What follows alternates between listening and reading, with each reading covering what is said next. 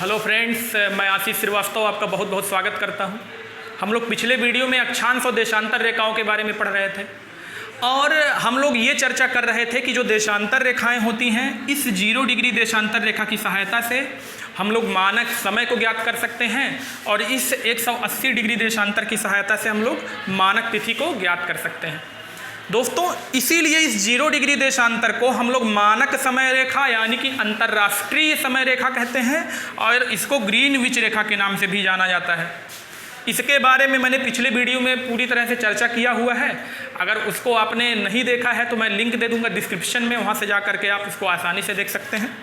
अब देखिए, इसी ग्रीनविच रेखा को मध्याह्न रेखा कहते हैं या इसी को प्रधान यामोत्तर के रेखा के नाम से भी जानते हैं। अब देखिए एक चीज़ और, ये जो विषुवत रेखा होती है ना, विषुवत रेखा पे दो देशांतर रेखाओं की जो बीच की दूरी होती है वो अधिकतम होती है, जबकि ध्रुवों पे इनके बीच की जो दूरी होती है वो 0 किलोमीटर यानी कि न्यूनतम होती है। तो इस चीज़ को याद रखिएगा। अक्षांश रेखाओं के बारे में आपने पढ़ा था, तो दो अक्षांश रेखाओं के बीच की दूरी जो होती थी वो हमेशा 111 किलोमीटर होती थी, यानी कि इक्वल होती थी, क्योंकि अक्षांश रेखाएं आपस में समांतर होती थी, लेकिन देशांतर रेखाएं आपस में समांतर नहीं होती। ये विषुवत रेखा पे इनके बीच की जो दूरी होती है बढ़ जाती है, जबकि अगर ध्रुवों पे आप आएंगे, दोनों ध्रुवों पे इनके बीच की दूरी 0 किलोमीटर हो जाती है। यानी सिंपली कहा जाए, साधारण भाषा में कहा जाए तो जैसे जैसे आप विषुवत रेखा से ध्रुवों की ओर जाते हैं, दो देशांतर रेखाओं की बीच की दूरी कम होती है, या फिर उल्टा कह सकते हैं कि जैसे जैसे आप ध्रुवों से विषुवत रेखा की ओर जाते हैं, दो देशांतर रेखाओं की बीच की दूरी बढ़ जाती है। तो आशा करता हूं आपको समझ में आया होगा। और किन्हीं दो देशांतर रेखाओं के बीच की दूरी अधिकतम विषुवत रेखा पे होती है 111.3 किलोमीटर। अब हम चर्चा करते हैं कि किस प्रकार अंतर्राष्ट्रीय समय को निकाला जाता है 0 डिग्री देशांतर रेखा को मानक मान के।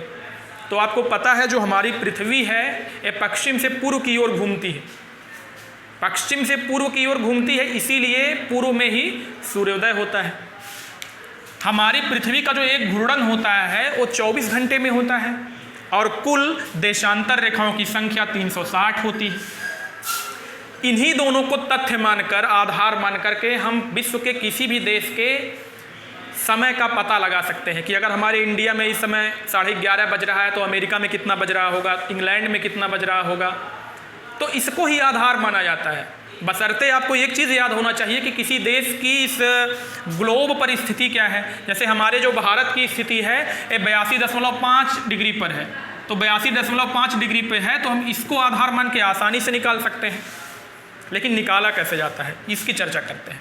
तो आइए सबसे पहले हम चर्चा करते हैं कि जो हमारी पृथ्वी है 1 घंटे में कितने देशांतर घूमती है। तो आइए निकाल लेते हैं। 1 घंटे में देशांतर घूमना, पृथ्वी कितनी घूमती है, तो 360 में हम 24 से भाग दे देंगे, 24 से भाग देंगे, 12 से कटेगा, 12 3 36, शून्य आ जाएगा, 12 दूनी 24। ठीक है दोस्तों, ये भी कटेगा, यहाँ पे कितना आ जाएगा, यहाँ पे आएगा 15 देशांतर। अब 1 घंटे में आपको देशांतरों की संख्या मालूम अगर चल गई कि 1 घंटे में हमारी पृथ्वी 15 देशांतर घूमती है, तो फिर आप अब निकाल लीजिए कि 1 देशांतर घूमने के लिए हमारी पृथ्वी कितना समय लेती है। इसको निकाल लीजिए आप। 1 देशांतर घूमने में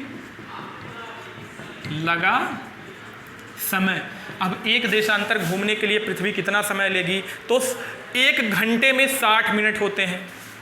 1 घंटे में 60 मिनट होते हैं, 60 में आप 15 से भाग दे दीजिए, आएगा 15 चौके 60, यानी कि 1 देशांतर घूमने के लिए पृथ्वी 4-4 मिनट का समय लेती है। इसी प्रकार 4-4 मिनट के अंतराल पे 1-1 डिग्री घूमती हुई पूरे 360 देशांतरों का वो घूर्णन करती है। अब इन्हीं के सहायता से, इसी 4 मिनट को आधार मान करके हम किसी भी देश की स्थिति के समय का पता कर सकते हैं। सपोज करिए ग्रीनविच जो समय है, इसको ग्रीनविच रेखा कहते हैं या फिर इसी को हम समय आधार मानते हैं तो ग्रीनविच समय बोलते हैं। तो सपोज करिए 0 डिग्री देशांतर रेखा पे इस समय 12 बजे हुए हैं और आपसे पूछा जाए कि हमारे भारत की स्थिति क्या होगी, अगर ग्रीनविच में 12 बज रहे हों तो भारत में कितने बज रहे होंगे? तो आपको पता है हमारा भारत जो है 82.5 डिग्री पर स्थित है, यानी 82.5 डिग्री पर स्थित है। अब आप इसका अंदाज़ा कर लीजिए कि हमारे भारत में इस समय कितने बज रहे होंगे अगर ग्रीनविच पे 12 बज रहे हैं तो देखिए दोस्तों, चुपचाप जो दिया गया है 82.5, इसी में आप 4 का मल्टीप्लाई कर देते हैं। 4 का मल्टीप्लाई करने पे आपको क्या मिलता है? 330 मिनट, यानी कि 330। देखिए आप मल्टीप्लाई करिए, 4 × 5 = 20 का 0 पॉइंट लगा दिया, पॉइंट लगेगा ही। 4 दूनी 8 और यहाँ से 2 हासिल हो गया, 8 2 10 को 0 हासिल आया 1, 4 8 32, 1 33, यानी कि 330 मिनट हो गया। ये आपने किस में प्राप्त किया? मिनट में प्राप्त किया। अब आप घंटे में बदल दीजिए, इसको घंटे में बदलेंगे तो 1 घंटे में 60 मिनट होता है, 60 तो यहाँ पे 5 घंटा हो जाएगा, 5 घंटे में 300 मिनट और ये 30 मिनट आपका शेष बच गया, यानी कि 5.5 घंटे। ग्रीनविच समय से हमारी पृथ्वी जो है 5.5 घंटे आगे रहती है। अब आगे और पीछे का निर्धारण कैसे करते हैं, कब समय को जोड़ते हैं, कब समय को घटाते हैं, इसके बारे में चर्चा कर लेते हैं। देखिए, चूंकि पृथ्वी पे सूर्योदय जो होता है वो पूर्व दिशा से होता है और जो पृथ्वी है पूर्व दिशा की तरफ, पश्चिम से पूर्व दिशा की तरफ घूमती है, इसलिए इसको प्लस ग्रीनविच समय कहते हैं। इसको प्लस ग्रीनविच समय कहते हैं और पश्चिम दिशा को माइनस ग्रीनविच समय कहते हैं। यानी अगर किसी देश की जो स्थिति है वो पश्चिम दिशा में होगी तो ये जो समय प्राप्त होता है इसको लेस करेंगे, यानी कि माइनस करेंगे, और अगर उसी देश की स्थिति पूर्व दिशा में है तो वहाँ पे समय को ऐड करेंगे। अब हमारा भारत जो है पूर्वी दिशा में स्थित है, पूर्वी दिशा में 82.5 डिग्री पर ये स्थिति प्राप्त होती है ग्लोब पे हमारे भारत की। इसलिए भारत के समय को हम क्या करेंगे? ग्रीनविच समय में ऐड करेंगे। 12 बज रहा था, 5.5 घंटे हमने जोड़ दिए तो हमारे भारत में कितने बज जाएंगे? 12 में 5.5 जोड़ेंगे, जाहिर सी बात है कि अगर ग्रीनविच समय पे 12 बज रहे होंगे तो भारत में 5:30 होगा। एक मैं एग्जांपल और देता हूं, सपोज करिए कोई देश और उस देश की स्थिति पश्चिमी दिशा में 30.5 डिग्री पर हो और आपसे पूछ लिया जाए ग्रीनविच समय के अनुसार पश्चिमी भाग में स्थित 30.5 डिग्री पर कोई देश हो तो उसकी स्थिति क्या होगी, वहाँ पे समय क्या प्राप्त हो रहा होगा? तो 30.5 में चुपचाप आप क्या करेंगे दोस्तों? 30.5 में आप 4 का मल्टीप्लाई कर दीजिए, 4 × 5 = 20 और 4 0 0 2 यहाँ पे 4 0 0 2 आ गया, 4 3 12, यानी कि 122 मिनट आपको मिले। एक बार मल्टीप्लाई चेक कर लीजिए, 30 चौका 120 होता है, 0.5 से 4 में मल्टीप्लाई करेंगे 2 आएगा, यानी कि 122 मिनट ऐसा ही होगा।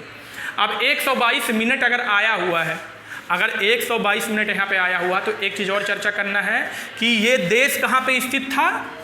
पश्चिम में स्थित था। अब पश्चिम के लिए हम माइनस करते हैं, ग्रीनविच को क्या करते हैं? ग्रीनविच समय जब पश्चिम में होता है तो माइनस करते हैं, यानी कि यहाँ पे अगर 12 बज रहा होगा तो 12 में से 122 मिनट को लेस करेंगे, यानी कि 2 घंटे 2 मिनट को घटा देंगे तो ये हो जाएगा 9:58।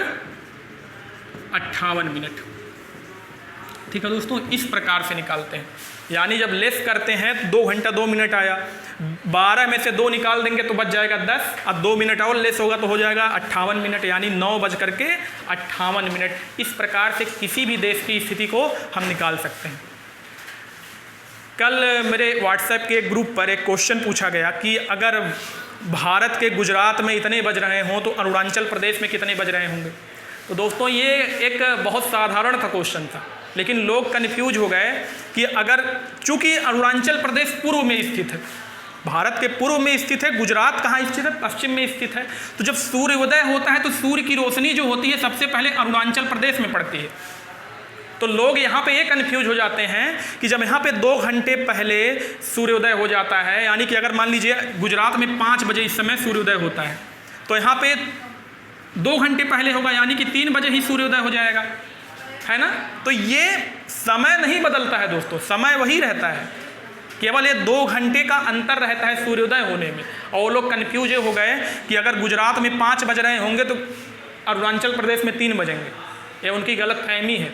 किसी देश की जो स्थिति होती है अंतर्राष्ट्रीय समय रेखा के लिए वो हमेशा इक्वल रहती है। वहाँ हमारे यहाँ की जो घड़ी है, यहाँ भी जब 5 बजेंगे तो गुजरात में भी 5 बजेंगे और अरुणाचल प्रदेश में भी 5 बजेंगे।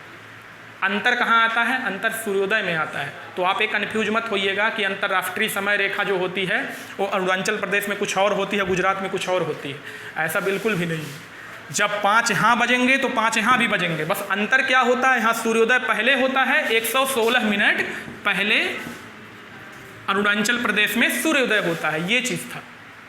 आप बिल्कुल भी कंफ्यूज ना होइए। आपको ये वीडियो कैसा लगा कमेंट के माध्यम से बताइएगा। अच्छा लगा होगा लाइक करिएगा, और अगर चैनल को सब्सक्राइब नहीं किया है तो सब्सक्राइब करिएगा। आपको बहुत बहुत धन्यवाद। जय हिंद, वंदे मातरम।